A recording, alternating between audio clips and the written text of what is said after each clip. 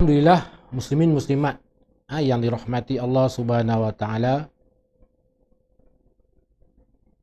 Perkara yang perlu kita syukur, yang amat-amat yang perlu kita bersyukur kepada Allah Subhanahu wa taala ialah kerana Allah taala telah menetapkan kita dan menjadikan kita sebagai umat Nabi Muhammad sallallahu alaihi wasallam. Dalam arti kata lain, Allah Ta'ala telah memberi hidayah kepada kita untuk kita menerima Islam dan menjadi sebagai orang yang beriman kepada Allah Subhanahu Wa Ta'ala. Inilah nikmat yang paling besar yang Allah Ta'ala kurniakan kepada kita sebagai yang disebut sebagai manusia. Manusia ataupun jin. Kita manusia yang paling beruntung ialah mereka yang menerima Islam dan menjadi orang yang beriman kepada Allah Subhanahu Wa Taala. Dalam arti kata lain, kita dapat melakukan ketaatan ibadat kepada Allah Subhanahu Wa Taala di atas muka bumi ciptaan Allah Subhanahu Wa Taala ini.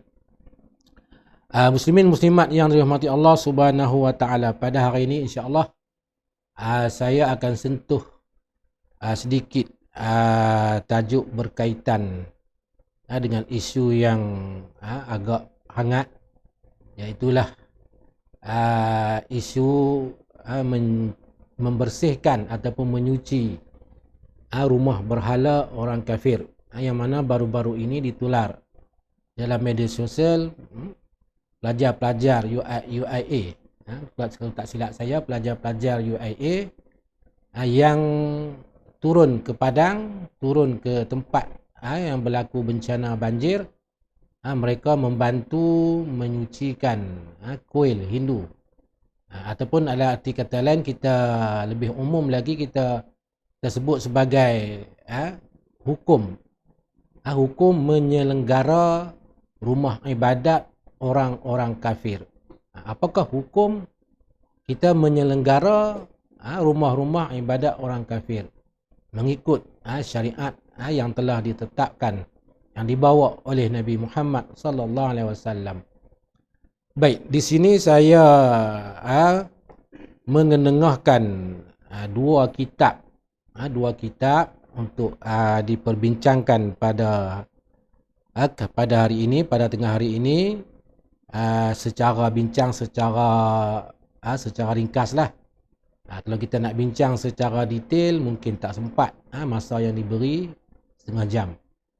Baik, kitab yang saya bawa ataupun saya ketengahkan di dalam perbahasan ini, pertamanya kitab Fatwa bagi Imam As-Subki rahimallahu ta'ala, dan juga kitab Mughni Muhtaj bagi Imam Al-Khatib Syarbini rahimahullahu ta'ala. Baik, sebelum kita membahaskan hukumnya, suka saya membawa ataupun menengahkan ayat Al-Quran yang berkaitan dengan hal-hal ibadat kita kepada Allah Subhanahu Wa Taala, dan juga adakah boleh kita bekerjasama, bertoleransi dengan orang-orang kafir dalam hal ibadat. Ini perlu kita faham. Kita sebagai orang Islam, kita mempunyai syariat kita yang telah ditetapkan. Walaupun di sana dalam Islam dibenarkan agama-agama lain menjalankan syariatnya. Walaupun di sana ada kebenaran dalam Islam, mereka boleh beribadat dengan cara mereka. Baik, antara ayat yang boleh kita ketengahkan di sini berkaitan dengan kita nak bekerjasama ataupun nak membantu orang-orang kafir di dalam hal-hal ibadat. Kalau dalam hal muamalat tak ada masalah, dibolehkan, diharuskan. Ini dalam hal ibadat kepada Allah Subhanahu Wa Taala, iaitulah sedia seperti yang sedia kita maklum surah Al-Kafirun. Qul ya ayyuhal kafirun, katakanlah Muhammad, wahai orang-orang kafir, la a'budu ma ta'budun, aku tidak menyembah apa yang kamu sembah. Wala a'budu Qul ya ayyuhal kafirun la a'budu ma ta'budun wala antum 'abiduna ma a'bud, dan kamu juga tidak menyembah apa yang kami sembah, apa yang aku sembah. Wala ana 'abidu ma 'abadtum wala antum 'abiduna ma a'bud lakum dinukum waliyadin, wa lakum dinukum waliyadin. Kamu agama kamu, aku agama aku.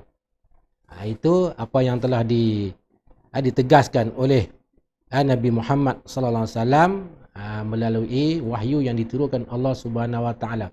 Maknanya dalam urusan menyembah Allah Subhanahu wa taala ataupun dalam urusan ibadat, kita agama kita makna kita menyembah Allah Subhanahu wa taala dengan cara kita, dengan cara syariat yang telah dibawa oleh Nabi Muhammad sallallahu alaihi wasallam. Lakum dinukum, kamu agama kamu menyembah cara kamu. Di sini bukan maksudnya kita meredai cara ibadat orang kafir. Itu tidak betul. Kita tidak boleh meredai kerana itu adalah perkara yang membawa kepada syirik dan kekufuran kepada Allah Subhanahu wa taala. Baik.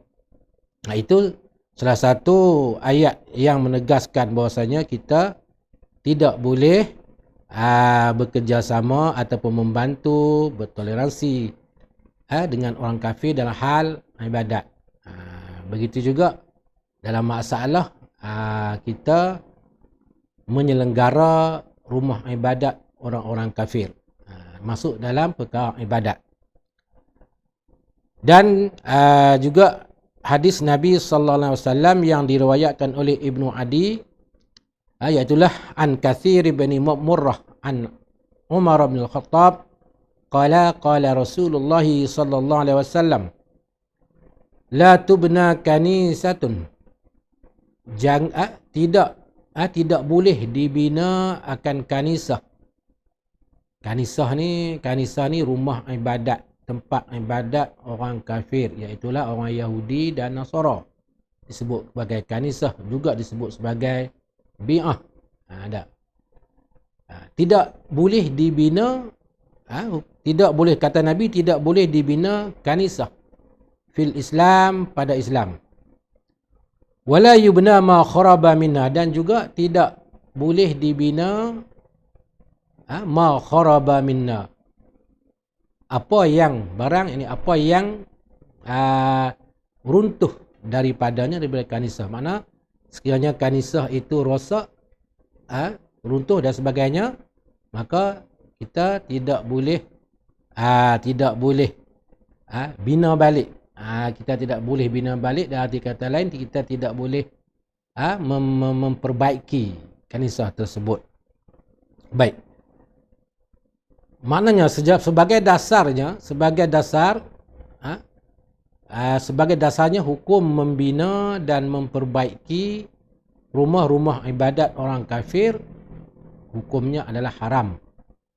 Hukum dia adalah haram dengan ijma' ulama' padanya, seperti mana yang disebut dalam kitab fatwa bagi Imam As-Subki rahimallahu ta'ala.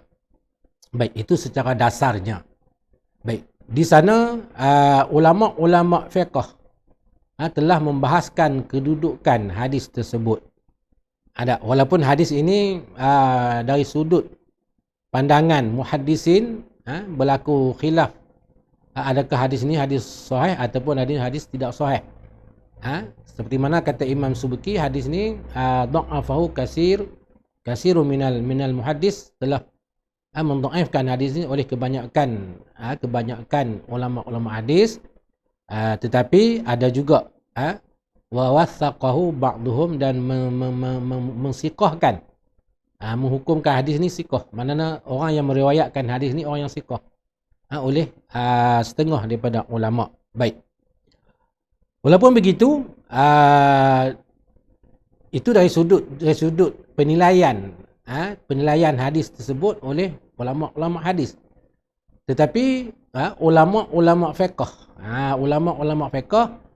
apabila mereka hendak mengeluarkan hukum, hukum tersebut, hukum membina dan memperbaiki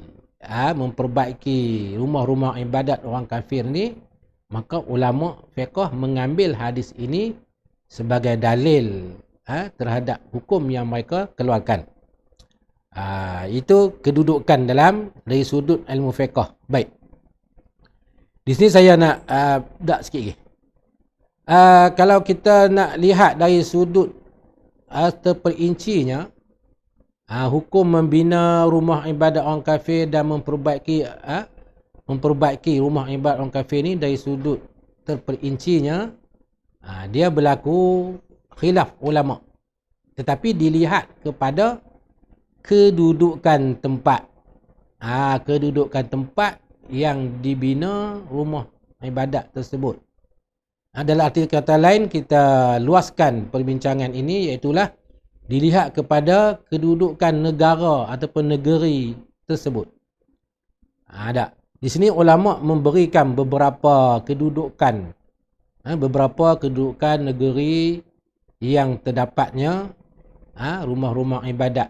Okey, satunya antaranya ialah negeri tersebut ialah negeri ataupun negara dia panggil baladun ahdasul muslim.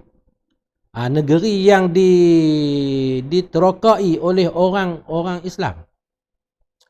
Negeri yang diterokai oleh orang-orang Islam. Dia panggil baladun ahdasnahu. Okey, mana negeri ni ataupun dia kata negeri orang Islam, negeri yang rakyatnya pemimpinnya merupakan orang Islam. Mana orang Islam lah, orang Islam belaka. Tu maksud gitu. Satu. Yang keduanya negeri itu asal negeri rakyatnya kafir tetapi masuk Islam.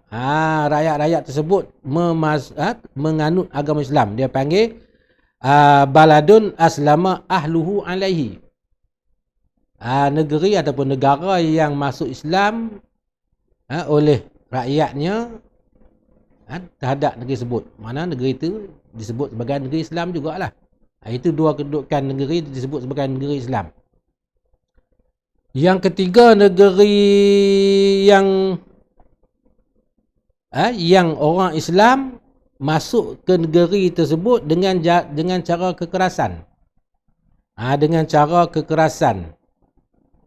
Kita nak sebut sebagai, dalam kitab dia sebut sebagai dia panggil balad allazi futiha unwah. Negeri yang dibuka ataupun dijajah, tapi bahasa jajah tak sesuai untuk Islam. Islam dia tak menjajah. Mana Islam masuk dalam negeri itu, dia membuka negeri itu secara kekerasan. Mana masuk dengan cara peperangan. Maka negara tersebut dikuasai oleh orang Islam. Tapi terdapat dalam negara itu orang kafir. Dan seterusnya, yang keempat kalau tak silap, dia panggil negeri yang dibuka oleh orang Islam juga, tetapi sulhan, dengan secara damai. Itu antara kedudukan negeri-negeri yang kita nak bina rumah-rumah ibadat orang kafir. Okey. Maknanya negeri yang pertama dan negeri yang kedua tadi dia panggil negeri Islam lah. Kita sebut sebagai negeri orang Islam. Negeri orang Islam, makna rakyat dia ialah orang-orang Islam. Maka itu ditegaskan oleh ulama-ulama fuqaha sebagai haram bagi kita membina rumah-rumah ibadat orang kafir. Itu haram ijma'. Sebab bagi kita nak bina negeri kita. Negeri yang keseluruhannya orang Islam, dia panggil. Keseluruhannya orang Islam. Maka negeri tersebut tidak dibenarkan Islam tidak membenarkan kita membina rumah-rumah ibadat orang kafir. Tu. Apa faedahnya kita bina sebab tak ada orang kafir. Okey. Cumanya dua negeri yang ketiga, yang keempat tadi ni, dua negeri tersebut, iaitu negeri yang kita masuk ke dalam negara tersebut, kita perintah negara tersebut secara kekerasan dan secara damai. Maka di sini dua negeri tersebut berlaku khilaf ulama padanya. Ada pandangan mengatakan boleh, ada pandangan mengatakan tidak boleh. Baik. Kemudian realitinya kita nak samakan dengan zaman sekarang. Ini kitab-kitab ni zaman dulu. Zaman sekarang ni. Zaman yang mana kita ni berada di bawah pemerintahan secara dunia ni. Secara dunia, bukan secara negara kita. Mana dalam dunia ni kita diperintah oleh orang kafir. Orang kafir yang menguasai. Orang kafir yang menguasai dunia ni. Dulu orang Islam. Khalifah Islam yang menguasai dunia ni. Sekarang ni bukan kita, bukan orang Islam yang menguasai. Okey, macam mana kita nak letakkan satu hukum kita ni ke atas negara kita macam Malaysia kita ni? Kita nak hukum negara apa ni? Kita nak hukum sebagai negara yang pertama tadi, ataupun yang kedua, ataupun yang ketiga, atau yang keempat? Ini satu perkara yang kita tak boleh nak tetap lah. Lebih-lebih lagi sebagai seorang individu nak menetapkan, tak boleh lah. Ini perlu kepada panggil apa, raja lah. Raja ataupun kerajaan yang akan menetapkan adakah negara kita ni negara Islam ataupun negara yang diperintah oleh orang Islam dan sebagainya. Tak boleh. Tapi cumanya dalam pandangan saya, nak samakan kedudukan kita ni, maknanya kita berada dalam kedudukan yang keempat. Lebih kurang lah. Sebab kita nak bicara tentang hukum ni, kita kena letaklah kedudukannya. Kalau kita tak letak kedudukan negara kita ni negara apa, macam mana kita nak meletakkan hukum pembinaan ataupun penyelenggaraan rumah-rumah ibadat orang kafir ni? Tak boleh letak hukum. Sebab hukum dia berbeza. Sekiranya kita mengatakan negara kita negara Islam, yang pertama dan yang kedua, maka hukum dia haram. Haram kita membina rumah-rumah ibadat orang kafir dan kita menyelenggarakannya. Antara di bawah makna menyelenggara ni ialah kita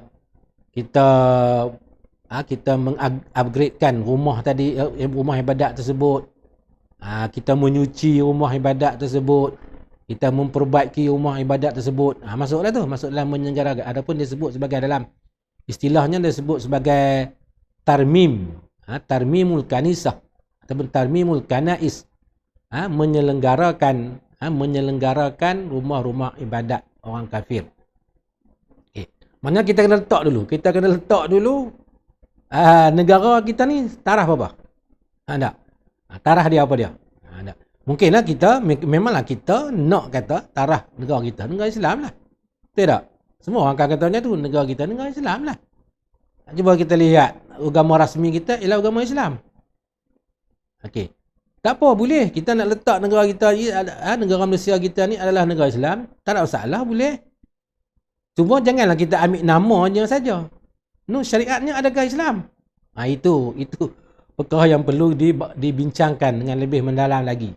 Maknanya sebagai nak meletakkan hukum ni, saya lebih nampaklah, lebih cenderung kepada kita meletakkan negara kita ni negara yang dikongsi orang Islam dengan orang kafir. Tu. Negara yang dikongsi, yang kita ni mengongsi. Negara kita ni di antara orang Islam dengan orang kafir. Maknanya kita letak lebih samalah dengan kedudukan yang keempat tadi. Dia panggil baladun allazi futiha sulhan. Negara yang ditakbir, dibuka, diperintah, ditakbir dengan secara damai, dengan secara sulhan, dengan secara damai. Itulah nampak negara kita duduk dalam tahap tu. Kalau tak betul, tolong tegur. Tak. Kalau kita nak letak yang ketiga, pasal tak masuk, pasal tak boleh. Sebab yang ketiga ni, kedudukan negara tu baladun allazi futiha unwah. Negeri, satu negara, satu tempat yang kita sebut sebagai negara yang dibuka, yang dikuasai, yang ditadbir dengan secara kekerasan. Tu kita tak duk tahap tu kot masa. Kita bukan kata bukan tahap tu. Macam negara orang kafir. Negara kafir memang kita kata macam Thailand. Thailand mereka memerintah Fatani. Mereka memfutuhkan Fatani dengan secara kekerasan. Itu boleh lah. Tapi kita Islam. Kalau kita nak letak yang kedua ataupun yang pertama boleh juga kita letak, tapi kita hanya letak sebagai penamaan. Dari segi pengisian undang-undang hukum kita tak menjalani. Maka tak apa sesuai lah. Tak. Baik. Okey, bila kita meletakkan kedudukan kita ni dalam negara yang dikongsi oleh orang kafir, orang Islam dan orang kafir. Memang betul lah. Dalam bentuk sistem pemerintahan kita ni, kita dalam demokrasi. Raja berparlimen, demokrasi dengan maksud raja berparlimen. Raja pun kita pakai, parlimen pun kita pakai. Padahal dalam parlimen ni kita demokrasi. Maknanya rakyat kita ada kuasa untuk menentukan siapa yang akan memerintah negara kita. Lepas tu kita ada parti-parti politik. Ada UMNO, ada PAS, ada PKR, ada PAN, ada DAP dan sebagainya. Maknanya kita dah membuka ruang bagi parti-parti politik tersebut memerintah. Mana kalau boleh kat DAP, dia perintah secara dia lah. Maksudnya dikongsi. Negara kita ni dikongsi. Walaupun memang sekarang ni memang berlaku perkongsian lah. UMNO pun ada jadi pemerintah parlimen, PAS pun ada. Jauh-jauh lah parti politik yang duduk di bawah satu pertubuhan tu. Kita sebut sebagai PN, PH dan sebagainya. Maknanya saya nak gambarkan sini bahawasanya kedudukan negara kita ni dalam bentuk perkongsian dia panggil. Maka hukum dia berbeza. Tadi yang saya sebut tadi haram tadi ni dalam kedudukan yang dasar, secara dasar. Secara dasarnya kita membina rumah orang-orang kafir, rumah ibadat orang kafir dan menyelenggarakan rumah ibadat orang kafir adalah haram dengan ijma'. Itu dasar dia. Maknanya Allah Ta'ala dah mengutuskan Nabi dan juga Nabi akhir zaman Nabi Muhammad SAW, maka di dunia ni hanya diterima oleh Allah Ta'ala ialah Islam. Inna din indallah al-Islam. Agama di sisi Allah hanya Islam saja. Mana agama yang tak diterima oleh Allah Subhanahu Wa Ta'ala. Mana sekiranya kita membina berhala-berhala, perkara-perkara yang syirik, maka itu adalah haram secara ijma'. Itu secara dasar dia. Tetapi dalam bentuk pemerintahan ni, dia ada hukum dia berbeza. Seperti saya sebut tadi lah. Kalau negara yang rakyat dia Islam, negara Islam, rakyat Islam, maka itu haram kita bina. Kita bina kanisah, kita bina rumah ibadat orang kafir dan menyelenggarakannya. Kalau negara kita duduk dalam tahap negara yang pertama dan yang kedua tadi ni. Macam itu. Baik. Kemudian maknanya kita melihat kepada kedudukan negara kita sekarang ni, kita adalah perkongsian di antara orang Islam dan orang kafir. Maka hukum dia berlaku khilaf ulama dalam membina dan menyelenggarakan rumah ibadat orang kafir. Iaitulah hukum dia ialah harus disebut sebagai harus. Mana harus ni terhadap orang-orang kafir. Harus ini ialah terhadap orang-orang kafir dengan makna dibolehkan.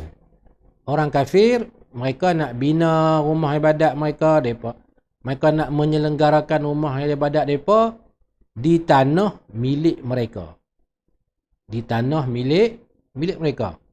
Adapun di tanah bukan milik mereka, itu tak harus. Dia panggil yumna'u, ditegah. Tanah kerajaan ke, tak boleh lah tu. Bukan tanah depa, sebab apa depa nak bina rumah ibadat depa di tanah kerajaan. Itu tidak dibenarkan. Tak. Baik.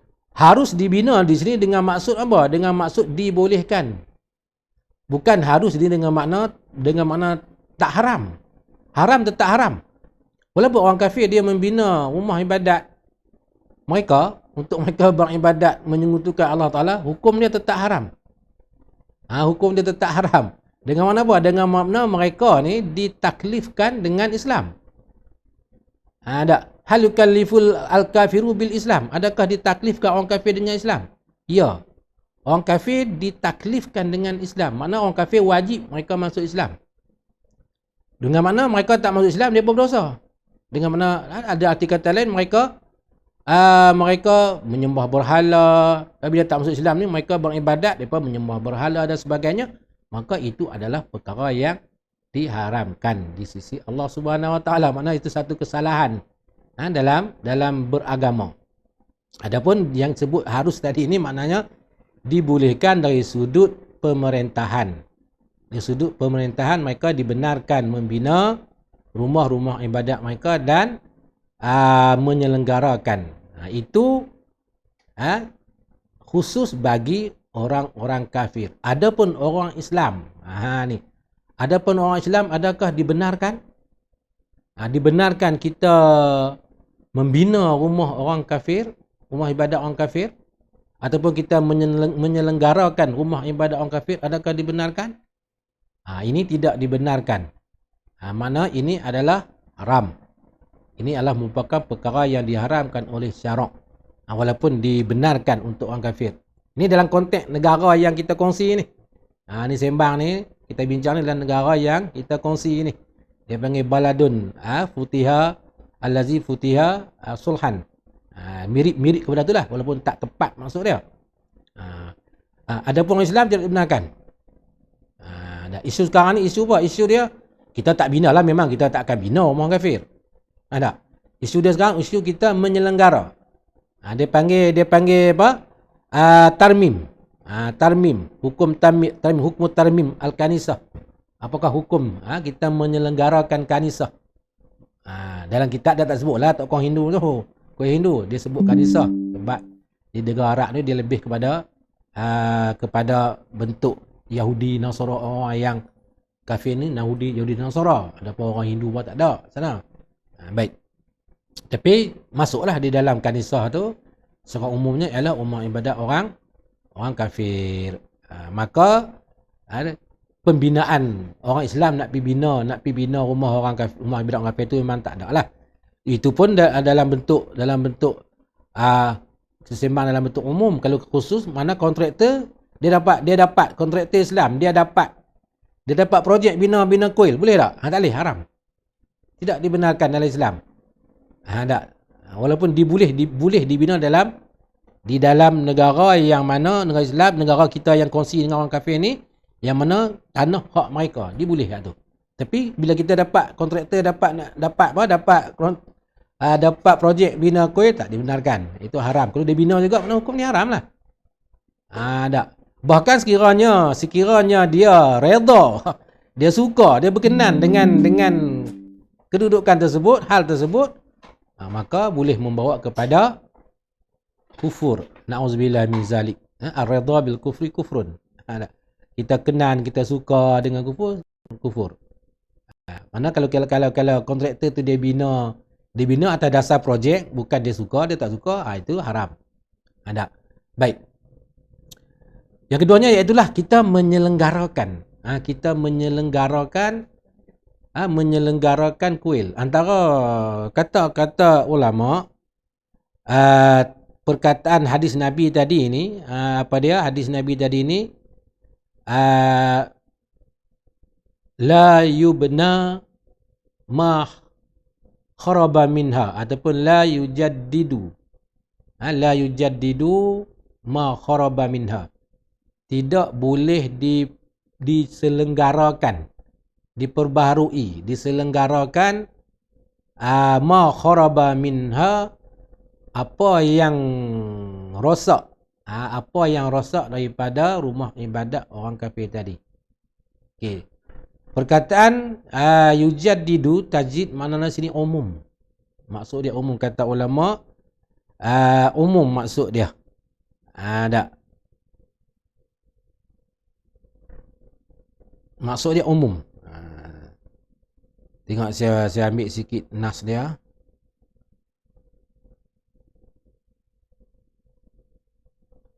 Okey. Anna bina al-kanisah haramun bil ijma' wa kaza tarmimuha. Sesungguhnya membina kanisah hukumnya haram dengan ijma', begitu juga tarmim menyelenggarakan. Menyelenggarakan sebab apa? Sebab dia masuk di dalam perkara yang maksiat. Menyelenggarakan rumah ibadat ni masuk dalam perkara yang maksiat. Dan perkataan tajdid ni dia panggil umum. Maknanya tajdid ni kita menyelenggara ni makna kita basuh, kita perbaiki, kita simpan, kita buatlah apa-apa yang berkaitan dengan rumah-rumah ibadat ni. Maka itu tidak dibolehkan di dalam Islam dan berdasarkan hadis tersebut. La yujaddidu ma kharaba minha. Tidak boleh diselenggarakan, diselenggarakan apa yang rosak daripada rumah-rumah ibadat orang Islam. Hatta kepada raja tidak dibenarkan. Maksudnya pemimpin ataupun raja pun tidak dibenarkan menyelenggara. Mana sekiranya kuil tadi ni ataupun kanisah tadi, kuil tadi rosak seperti mana yang berlaku kepada negara kita di Selangor baru ni, rosak, raja tidak boleh mengarahkan orang untuk memperbaiki. Itu biar kepada mereka. Biar kepada penyelenggaraan tu, biar diberi kepada pengurusan mereka, diserah kepada pengurusan orang kafir. Depa nak bina ke, depa tak bina ke, depa nak perbaiki ke ataupun tidak perbaiki, itu terserah pada mereka. Ada pun kita orang Islam, raja, pemimpin orang Islam nak menyuruh, itu juga haram. Tidak dibenarkan masuk dalam umum. Dalam umum la tujaddidu ma kharaba minha. Antara tujaddidu ni adalah tarmim. Itu kita menyelenggarakan rumah-rumah ibadat orang kafir. Tidak dibenarkan. Ini banyak. Kalau kita nak masuk dalam ibarat, nak melihat kepada ibarat-ibarat dalam kitab yang menyebut tentang keharaman kita ni untuk kita membantu menyelenggara rumah-rumah ibadat orang kafir ni, ulama membahaskan luas dalam bidang ni. Antaranya ialah apa hukum kita orang Islam ni masuk ke dalam rumah ibadat orang kafir. Itu pun dibahas oleh para ulama.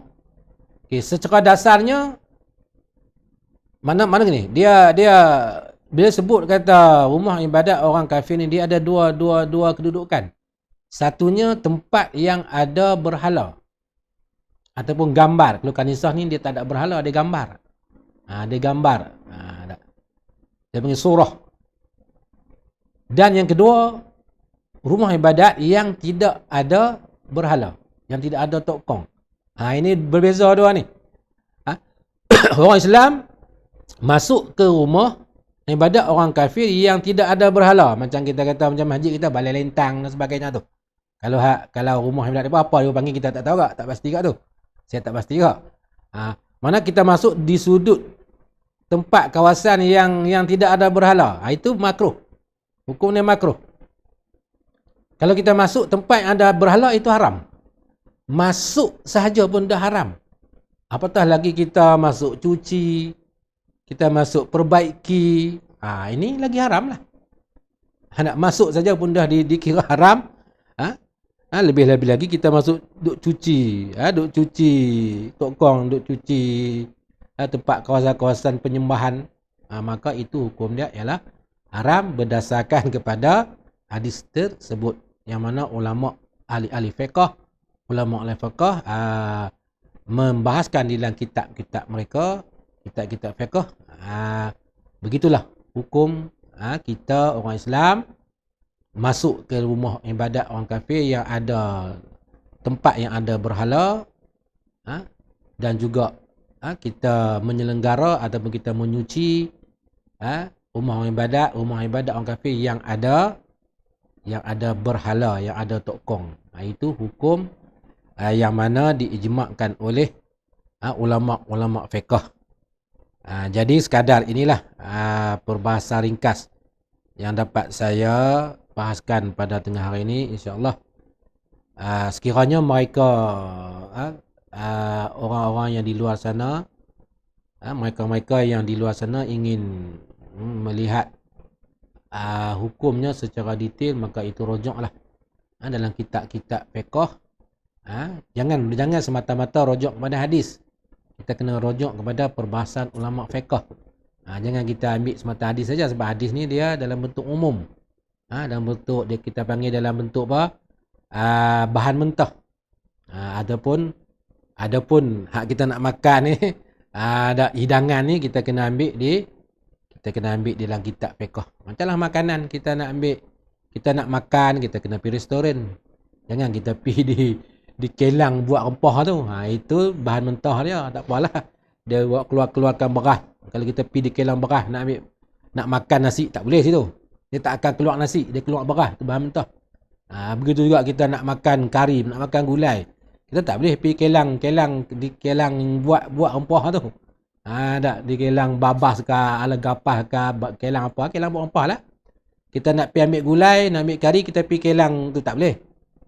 Kita kena pergi di restoran, kedai makan. Begitulah dalam hukum, dalam apa kita nak mengambil hukum ni.